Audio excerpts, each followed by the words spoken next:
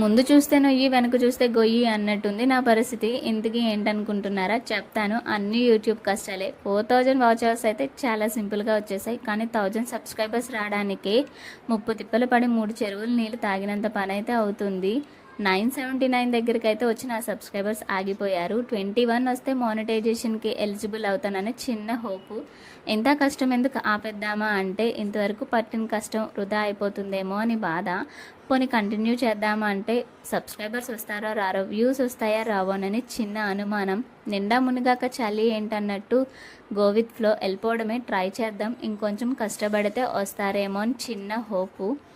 రాకపోతే back to routine life అంతే. పెద్దగా ఏది మైండ్కి ఎక్కించుకొని ఉన్న దాంట్లో ఎలా సంతోషంగా ఉండాలనేది నాకు బాగా మా పేరెంట్స్ అయితే నేర్పించారు. అలా వెళ్ళిపోవటమే అంతే. ఈ వీడియో అంతే ఇంతే. నచ్చితే నా ఛానల్ని సబ్స్క్రైబ్ చేసుకొని సపోర్ట్ చేయండి. Bye bye. మళ్ళీ నెక్స్ట్ వీడియోలో అయితే కలుసుకుందాం.